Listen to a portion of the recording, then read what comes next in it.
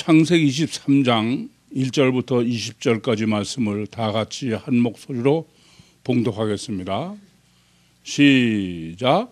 사라가 127세를 살았으니 이곳이 곧 사라의 향년이라. 사라가 가나안 땅 헤브론 곧 기럇 아르바에서 죽음에 아브라함이 들어가서 사라를 위하여 슬퍼하며 애통하다가 그 시체 앞에서 일어나 나가서 헷 족속에게 말하여 가로되 나는 당신 중에 나그네요 우거하는 자니 청컨대 당신들 중에서 내게 매장주를 주어 소유를 삼아 나로 내 죽은 자를 내어 장사하게 하시오. 헷 족속이 아브라함에게 대답하여 가로되 내 주여 들으소서. 당신은 우리 중 신들의 이니 우리의 택하여 당신의 종자를 장사하소서. 우리 중에서 자기 묘실에 당신의 죽은 자 장사함을 금할 자가 없으리이다.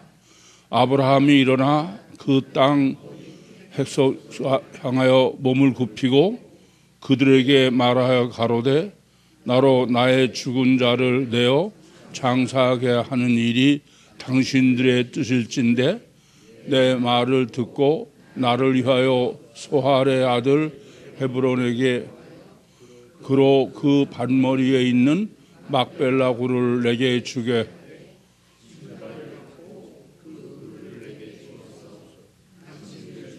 내 소유 매장지가 있게 원하나이다. 때에 헤브론이 헷 족속 중에 앉았더니 그가 헷 족속 곧 정문에서 모든 사람 이르되 가로되 내 주여 그리 마소서.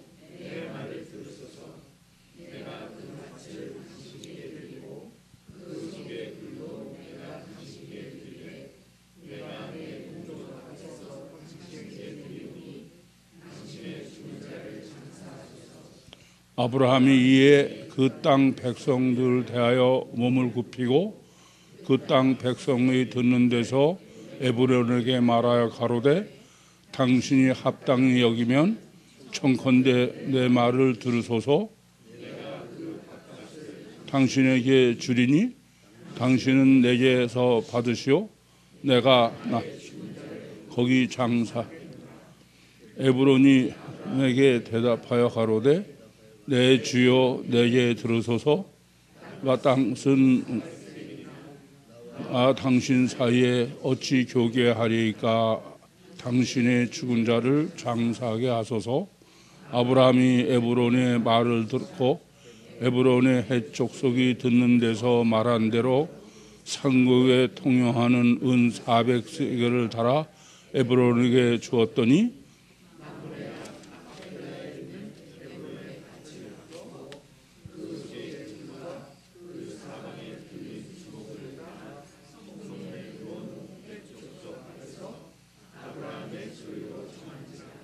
그 후에 아브라함이 그 아내 사라를 가나안 땅 막벨라 굴에 장사하였더라.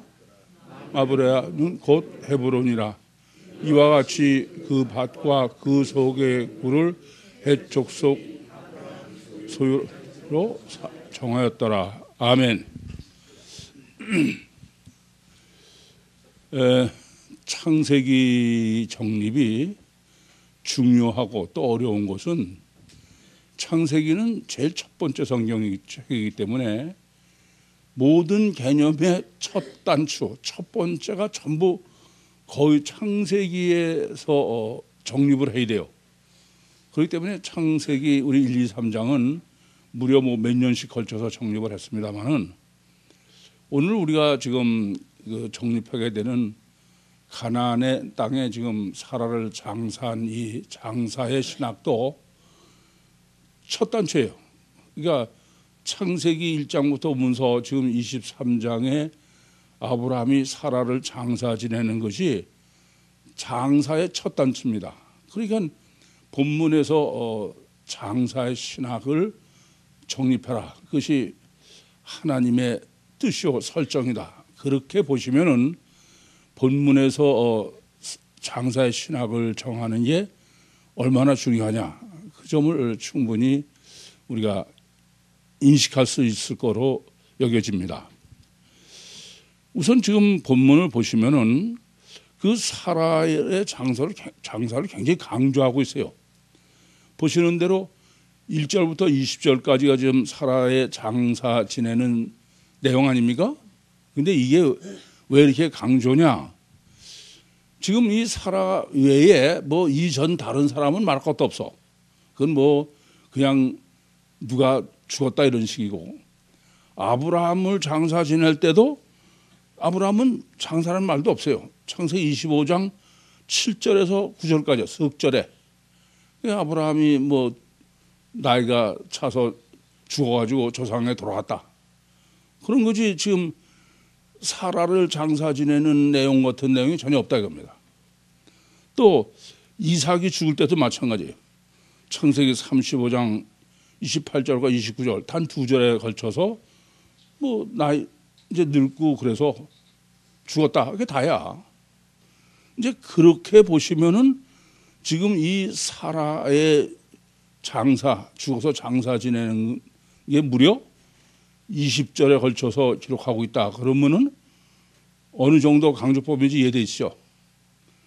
아브라함이 그렇게 길게 썼다 보면 뭐 그냥 이해가 될 수 있어. 근데 이건 아브라함도 아니고 사라다. 그렇게 보시면은 우선 본문을 그냥 아무렇지도 않게 읽을 수가 없다.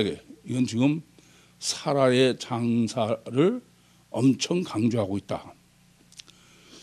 그 본문 외에 이제 우선 여러분이 아셔야 될 것은, 제가 볼 때 성경에 장사에 관해서 조금이라도 좀 자세히 기록한 것은 지금 사라의 장사를 기록한 본문과, 또 하나는 창세기 50장에 보시면은 야곱이 죽죠. 그 야곱을 장사 지내는 것은 1절부터 14절까지, 창세기 50장 1절부터 14절까지 기록해. 그러니까 상당히 자세히 기록했죠.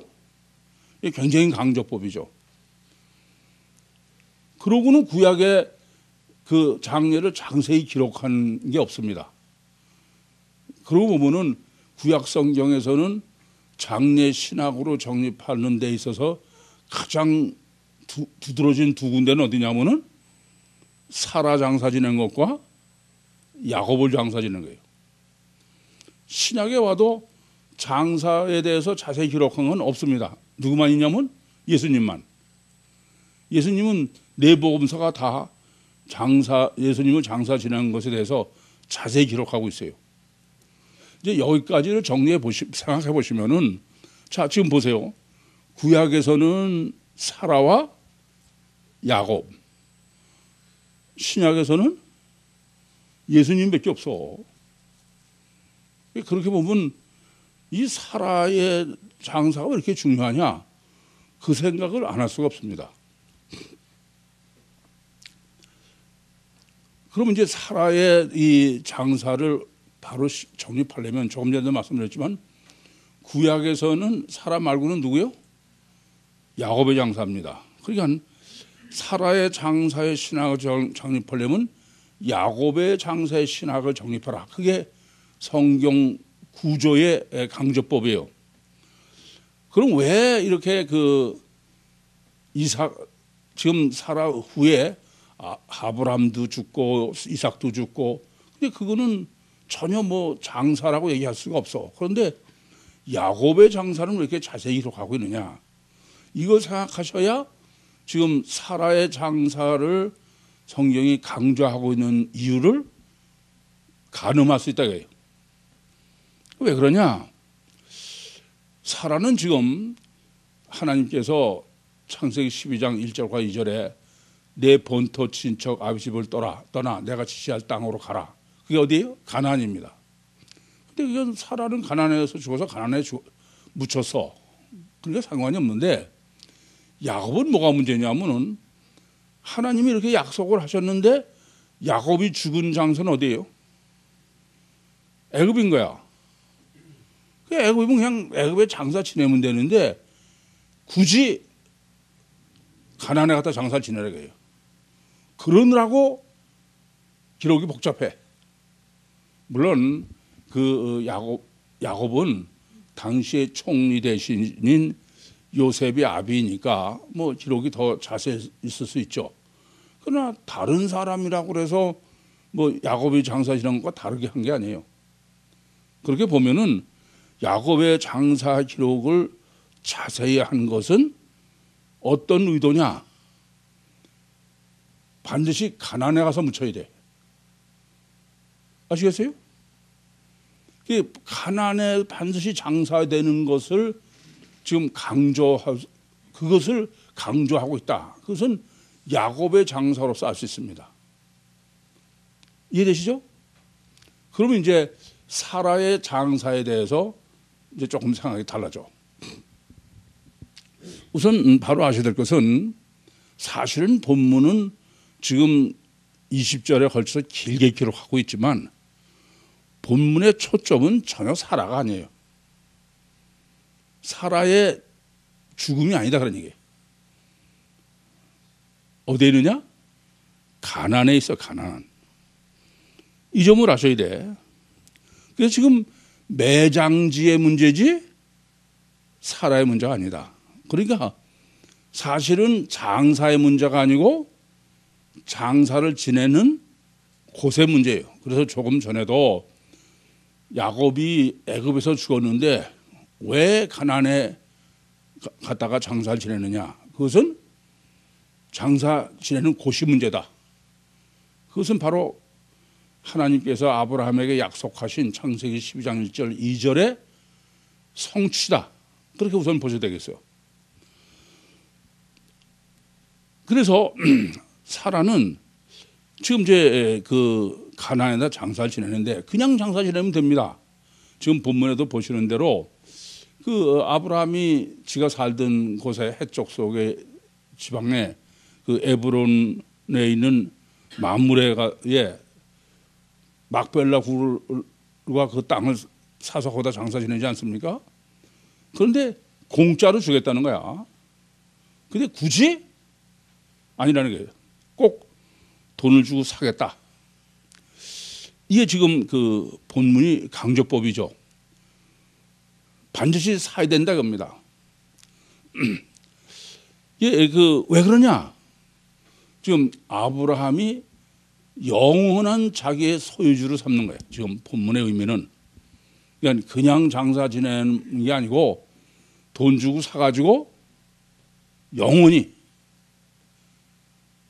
이해되시죠? 그러면 이제 의문이 생기죠. 무슨 의문이 생기냐면은 아니 하나님이 창세기 12장 1절과 2절에 축복을 하시면서 그러고선 이 땅을 영원히 네 자손에게 주겠다 그래요. 그럼 끝난 거 아닙니까?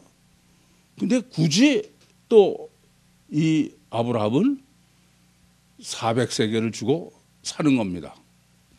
이런 강조법을 염두에 두시고 가나안 매장지 신학을 해야 바로 정립할 수 있겠습니다.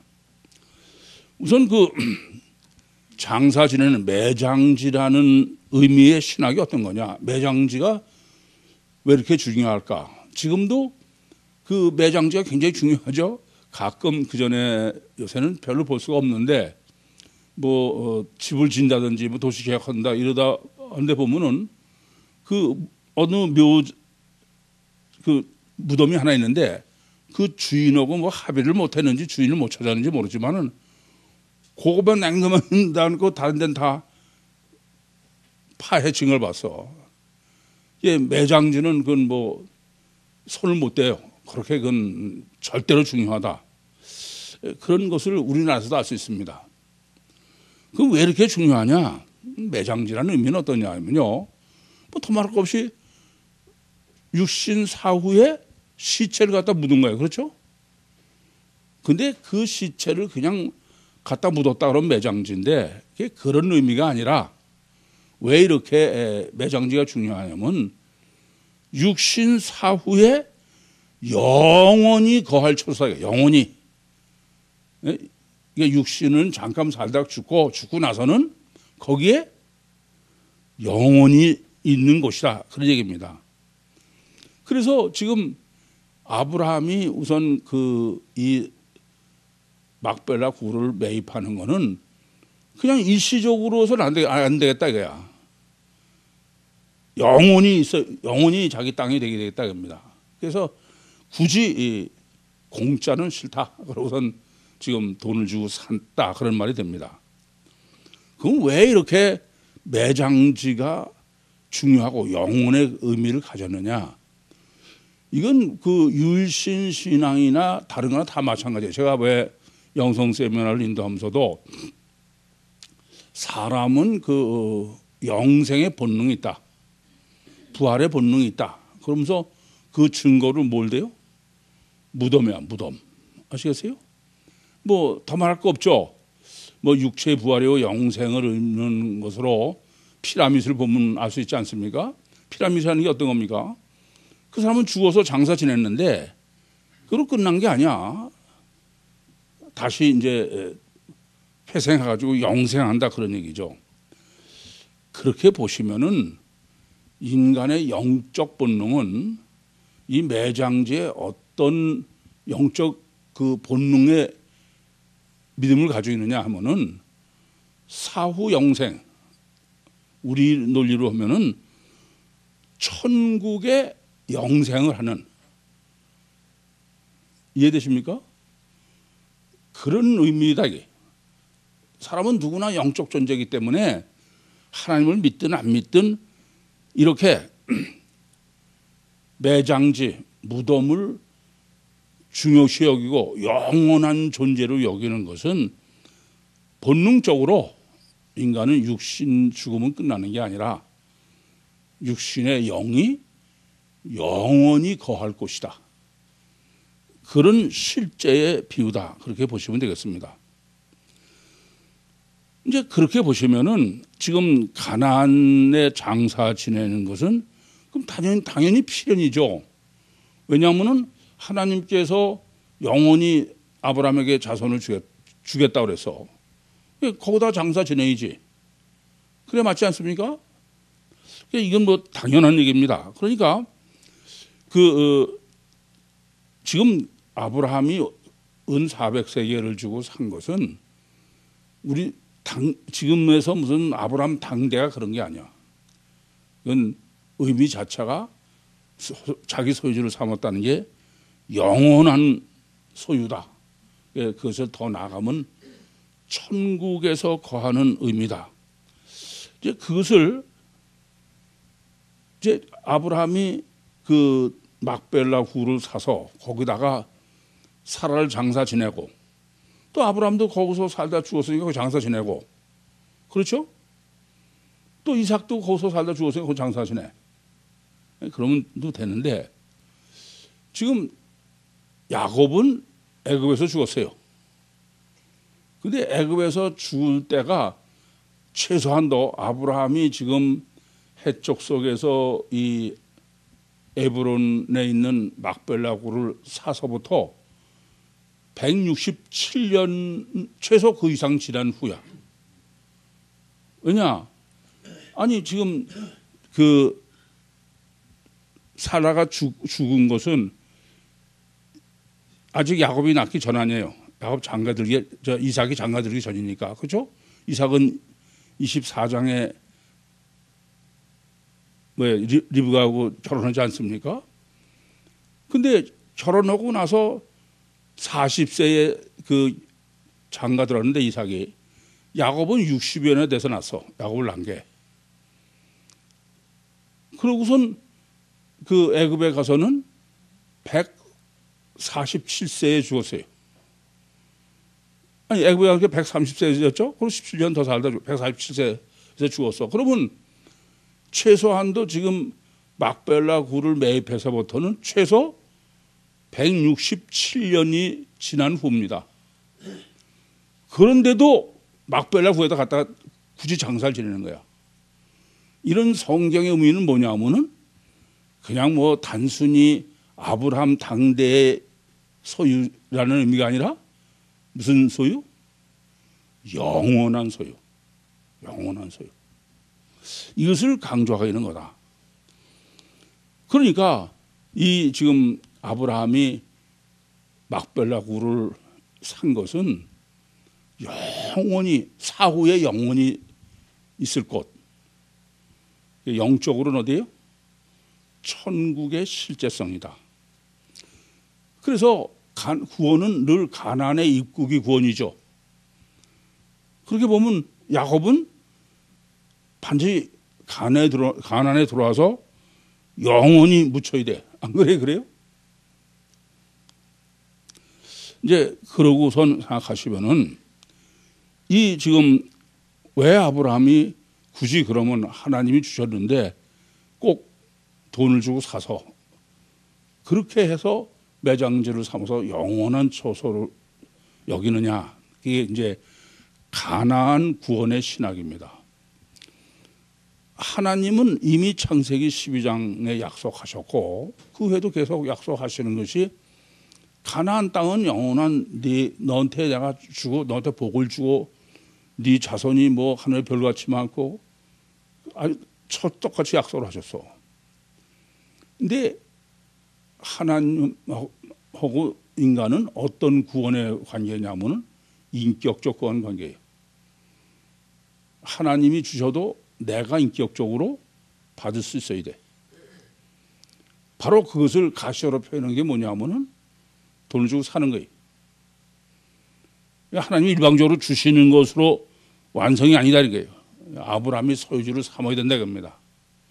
이 점이 우선 이 가나안 사라 장사의 신학의 첫 번째 핵심이야. 이 점을 깊이 깨달아 하셔야 되겠습니다. 그래서 가나안으로 의미하는 천국 구원은 뭐 예정론자들처럼 하나님이 예정해서 하나님 예정도 있어요. 근데 그거 가지고 많이 되는 게 아니야. 인격적 관계로 나와 하나님과의 관계의 문제요. 내가 하나님이 아무리 주셔도 내가 받지 않으면 내 소유가 될 수 없는 것이 천국구원이다. 이제 그러면서 이 매장, 좀 장사 신학을 정립해야 되는 문제는 이 종교와 신학에 있어서의 이 매장이에요. 이 장사 지내는 것은 우리도 뭐 장사 지내는 게 굉장히 중요하지 않습니까? 그래서 뭐 어느 집이든지 뭐 잔치는 안 가도 장사집에는 가는 것이 우리의 도리다 그렇게 여기고 있는데 이 종교적인 장사와 신학적인 장사, 신앙에서의 장사를 구별하지 못하시면은 참 장사 지내는 짓은 완전히 종교적으로 하고 그러고선 자기는 율신 신앙으로 구원받겠다. 뭐 장사를 어떻게 지내냐로 구원이 왔다 갔다 하는 건 아니지만은 이것은 근본 신학의 문제죠. 이 점을 바로 아셔야 되겠어. 우선 종교에 있어서 중요한 것은 종교는 뭐가 중요하냐면은 종교의 목적은 뭐예요? 이 세상에서 육신이 구원받고 이 세상을 유토피아를 이루고 그렇기 때문에 종교는 뭐가 중요하냐면 출생이 중요해. 지난주 설교도 잠깐 말씀드린 것처럼 어떻게 태어나냐? 그렇잖아요.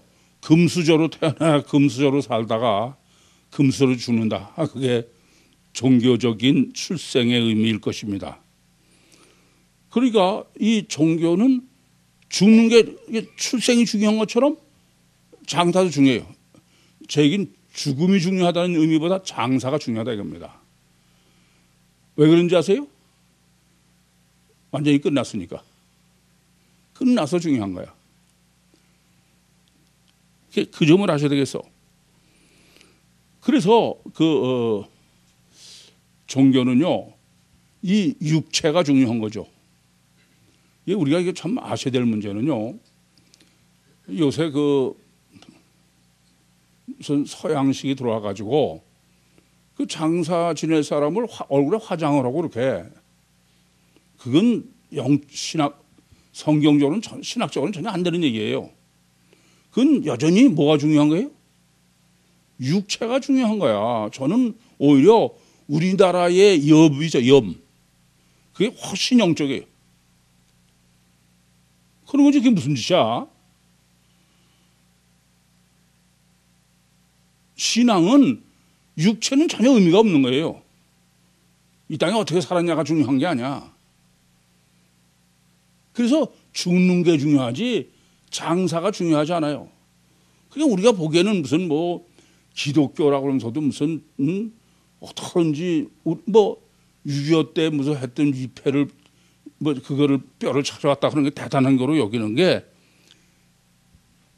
육체가 절대인 인간적 종교적 입장에서는 그게 중요하지만 신앙적 영적으로는 전혀 그렇지 않아요. 영적으로는 이게 죽으면 그냥 아무것도 없는 거야. 그냥 흙 한 줌이야.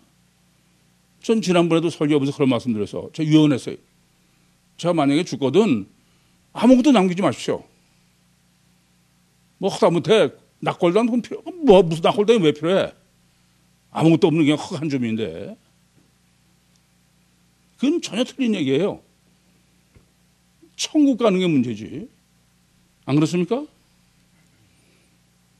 그래서 매장지의 의미는 천국 때문에 중요한 거지.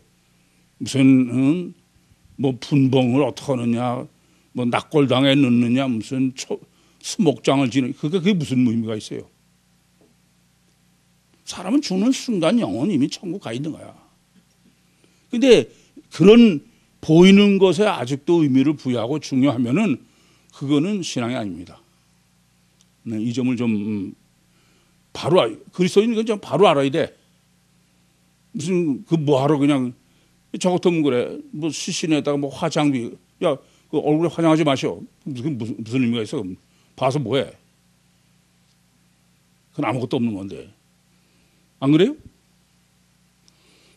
이 점을 좀 깊이 깨달아 아셔야 되겠습니다. 자, 그러고 이제 우리가 이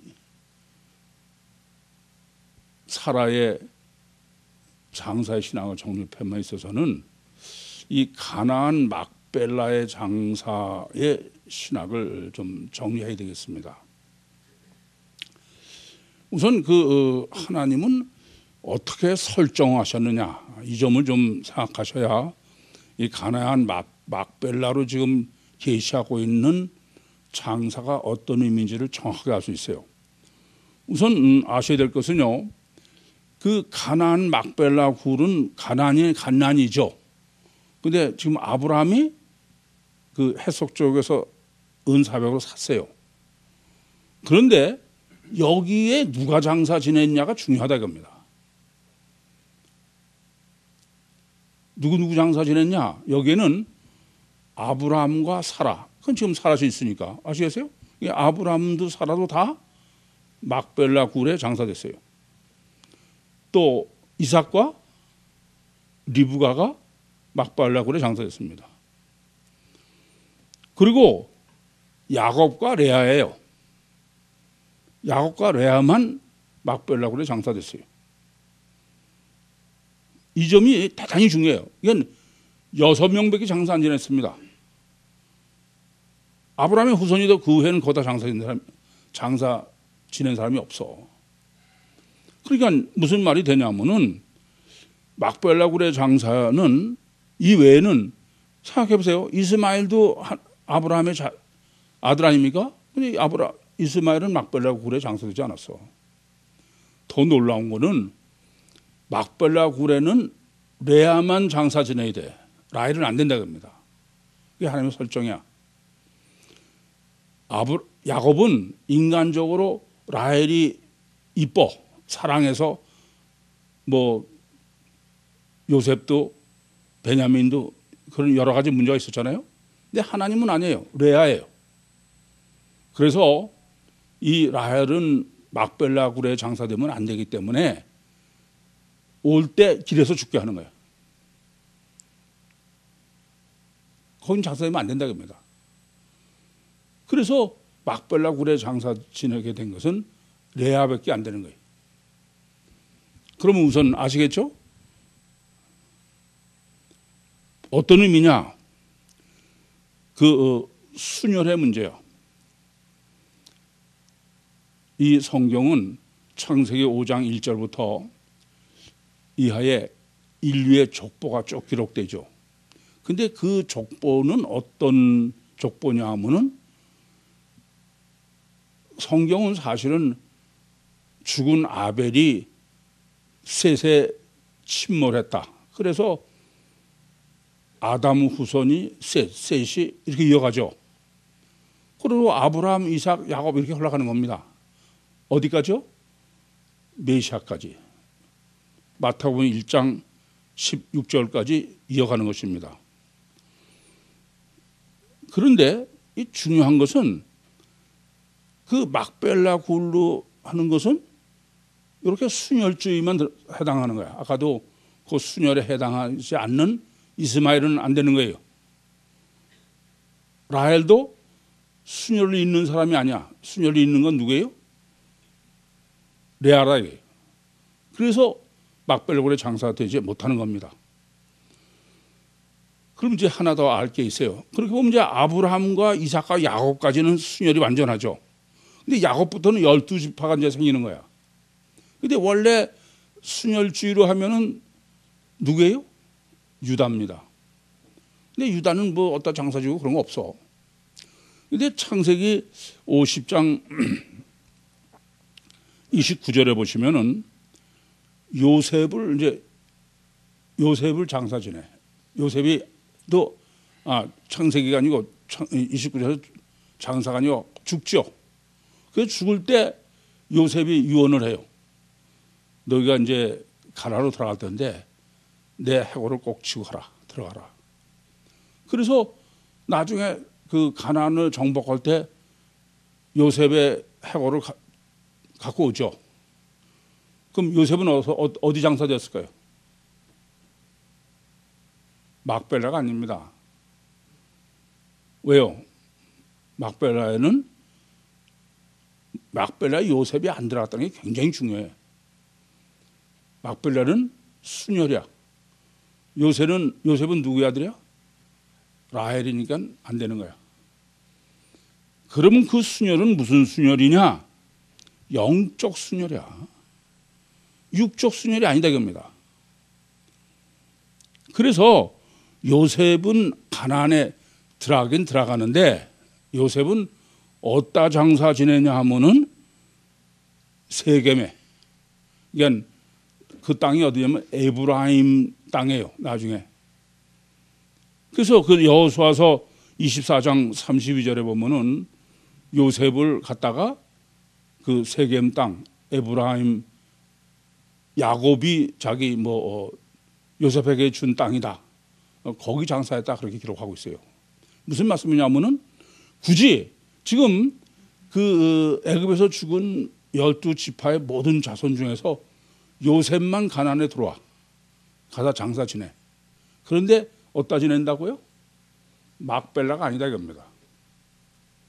그럼 이것이 의미하는 바가 뭐냐 하면은 막벨라의 한정. 그러니까 막벨라는 다 합해봐야 6사람밖에 장사 지내지 않았어. 아브라함, 사라, 이삭, 리브가, 야곱, 요셉. 그게 순혈이다. 이해되십니까? 무슨 말씀인지? 그래서 성경이 족보로 계시하는 순혈주의는 무슨 순혈? 영적 순혈이야. 만약에 요셉이 거기 장사 지내면 육적 순혈이 돼요. 그래서 그 라헬을 막벨라 장사 지내는 걸 제외하고 라헬의 아들인 요셉이 가나안에 장사 지내되 막벨라는 아니다. 이렇게 지금 사라를 가나안에 장사 지내는 막벨라 굴의 신학이 뭘 정립하려고 하는지를 명확히 아셔야 돼. 여기까지는 충분히 이해가 되셨습니까? 이제 그런 궁극적인 목적은 어디 있느냐? 궁극적 목적은 결국 아까도 말씀드렸지만 신앙은 육신에 살고 사후에 어디서 영생하느냐의 문제예요. 그러니까 천국이냐 이 땅에서냐, 그렇죠? 유토피아냐 그런 문제죠. 그래서 천국 구원은 지금 이렇게 첫째는 순혈주의로 하는데 그것을 더블로 겹쳐서 완벽하게 계시하고 있는 성경을 좀 정립해야 되겠습니다. 창세기 6장 3절에 보시면은 하나님께서 왜 노아의 홍수로 전부 진멸하느냐, 그 이유를 창세기 6장 3절에 사람이 육체가 됨이라. 그래서 여호와의 신이 영원히 사람과 함께하지 않겠다. 그러면서 너희 삶은 120세가 된다. 그래서 무슨 의미냐면은 120세 이전에 죽는 것은 지금 120세 전에 죽었다고 구원받았다는 얘기가 아니라 성경이 계시하려고 하는 것은, 성경으로 지금 보이도록 구원론을 계시하는 것은 110세가 20세가 이상 살아야 구원을 상징하는 거고, 110세를 못 살면은 구원을 구원받지 못하는 의미다. 그런 얘기 된다. 이해되세요? 무슨 말씀인지? 무슨 구원? 임마누엘 구원이. 그것을 임마누엘은 사실은 한 살 때 임마누엘도 구원 받는 거 아니에요. 근데 그것을 이렇게 노아의 홍수로 연령으로 그 육체와 임마누엘 하지 못한 상태를 20세로 그렇게 계시하고 있다. 그렇게 보시면 되겠습니다. 이제 그렇게 보시면은 막벨라 굴에 장사된 사람, 그 사람은 이제 아브라함은 몇 세에 죽었냐? 175세예요. 그건 무슨 말이 돼요? 막벨라 굴에 들었다는 것은 천국 구원을 받았다. 그런 얘기가 되는 거야. 이해되시죠? 이삭은 180세야. 그러니까 천국 구원을 받았다. 그런 얘기예요.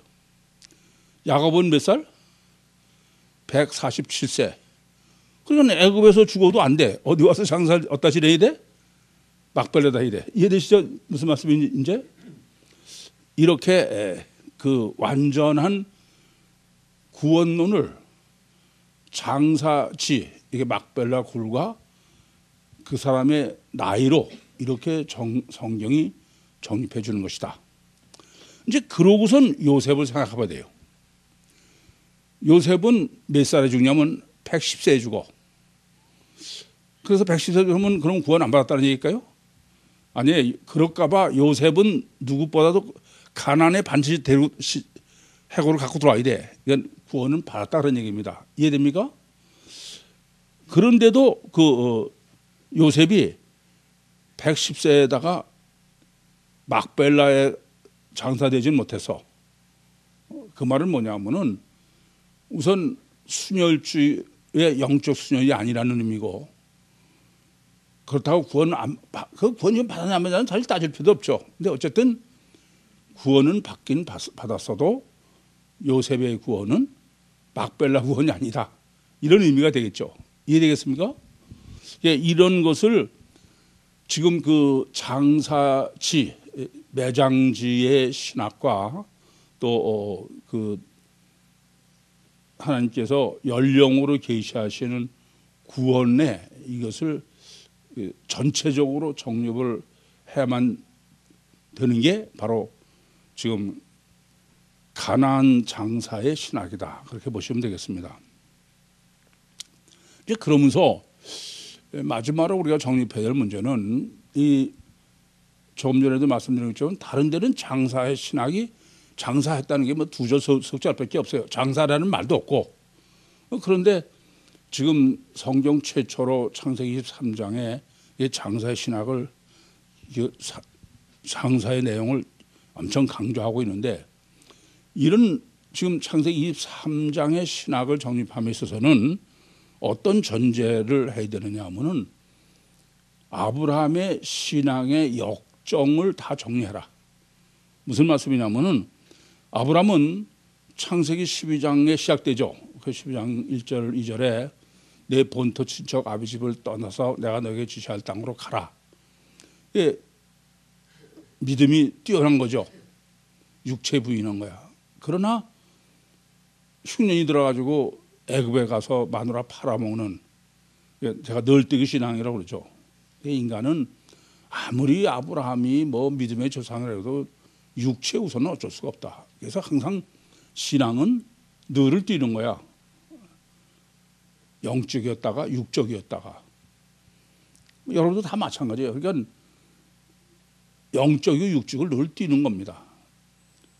그래서 창세기 15장 가서는 믿음이 꽤 더 자랐어요. 뭐 자식 하나도 없는데 그냥 네 자식을 하늘의 별같이 주겠다 그러는데 하나님을 믿은 거야. 대단한 거죠.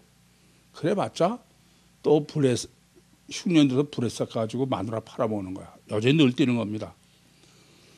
그렇게 늘 뛰던 아브라함이 드디어 창세기 21장 33절에 브엘세바 약속의 우물이죠. 에셀 나무를 심고 여호와의 이름을 불렀더라. 이 말은 이제 드디어 이렇게 자꾸 늘 뛰면서 신앙이 자라간 거죠. 제가 지금도 이제 여러분 중에서 영성 훈련을 하시면서 매주 저한테 영성 훈련 결과를 보내오세요. 그럼 제가 보고 평가할 때 저는 뭐 하나가 되느냐 10개가 되느냐가 중요한 게 아니라 제가 보는 거는 널뛰기 폭이 얼마나 좁아졌느냐. 무슨 하나도 안 됐다가 10개 됐다. 그런 널뛰기는 아직 멀었다. 널뛰기가 문제다. 늘 그렇게 평가의 기준이에요. 신앙은 널뛰는 거지 다만 폭이 얼마나 크냐, 얘가 얼마나 내가 영이 안정되어 가느냐 하는 거지 항상 뭐 영적으로 그런 건 아니에요. 그래서 이제 여호와의 이름을 불러 하나님의 신앙이 제대로 자라니까 그 고린도서 10장 13절 말씀처럼 시험은 감당할 만한 시험만 주신 거예요. 그래서 창세기 22장에 이삭을 번제로 드리게 되는 것입니다. 이렇게 신앙이 이제 제대로 됐다. 그러고선 지금 24장 되면 23장 아닙니까? 23장에 사라의 장례를 지금 정립해 주는 거예요. 그러니까 이 사라의 장례의 신학은 무슨 의미가 되냐 하면은 아브라함의 신앙의 역사의 결론이에요. 아시겠어요?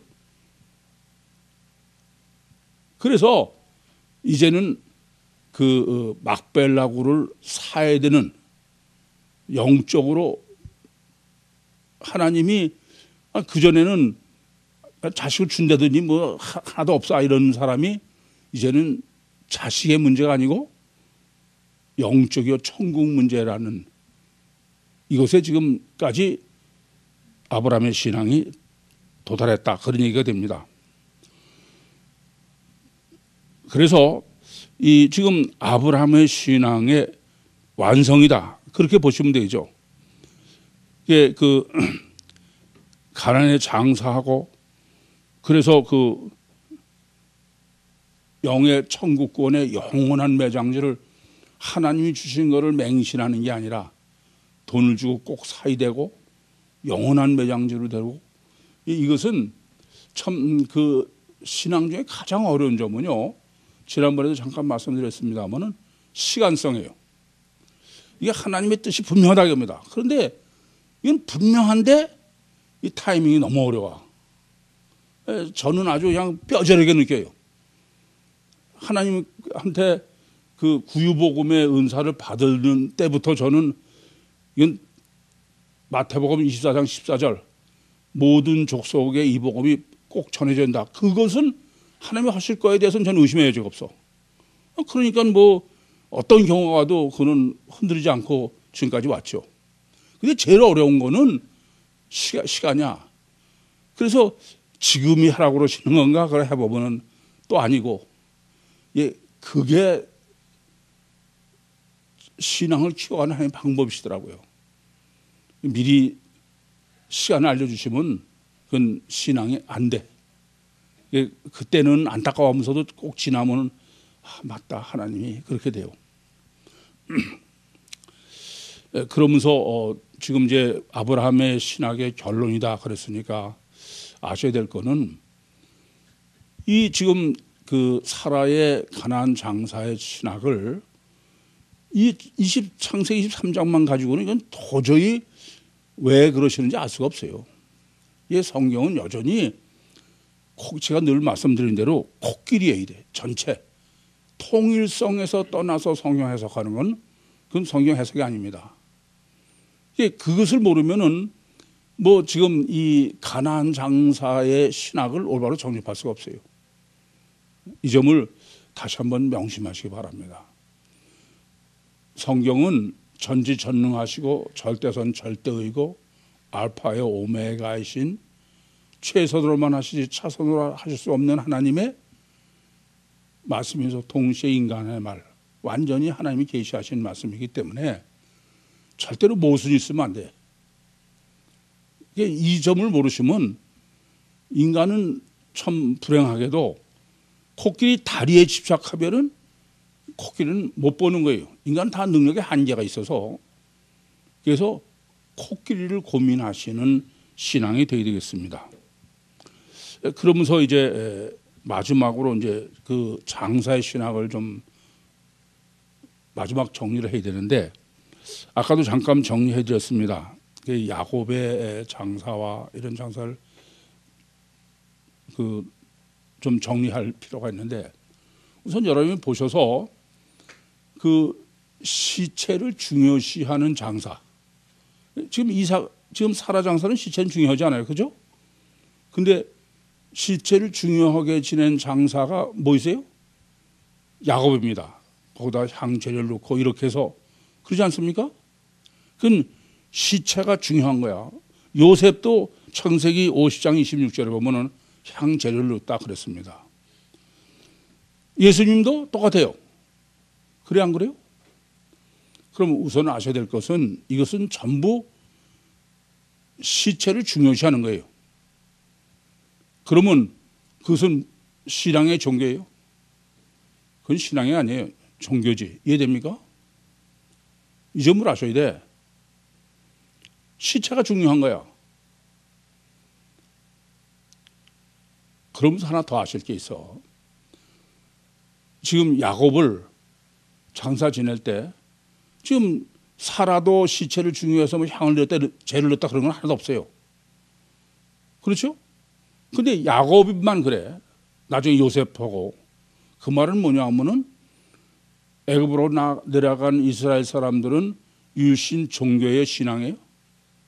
유신 종교다 이겁니다. 이해되십니까? 그럼 이제 또 하나 문제가 있어. 예수님은 향제를 다 넣었잖아요. 그럼 시체가 중요한 거죠. 그럼 그 사람들은 유신 신앙의 종교예요? 유신 종교야. 그래서 누가복음에 보면은 율법을 쫓아 안식일을 지냈다라는 소리 일부러 해. 그런데 더 놀라운 거는 하나님은 이것까지 다 합력해서 쓰시는 거야. 예수님 장사에 왜 이렇게 네 복음서가 다 육신이 중요한 것으로 하나님이 허락하시느냐. 그것은 하나는 뭐예요? 아직까지도 유신 종교다. 그런데 또 하나는 하나님은 부활 때문에. 이해되십니까? 썩지 않고, 그 당시는 영의 실체성을 알 수 없죠. 그러니까 부활을 믿게 하기 위해서. 그게 제3일의 부활로 한 거 아니겠습니까? 이 점을 아셔야 되겠어. 그래서 종교는 죽는 게 중요하고 시체가 중요하고 묘, 장지가 중요해요. 어떤 묘에 쓰느냐. 그런데 신앙은 그런 건 하나도 중요하지 않아. 의미가 하나도 없어. 시체가 뭐 그건 흙이지 그냥. 그것에 완전한 답이 있어요. 예수님은 빈 무덤이야. 질문 있습니까?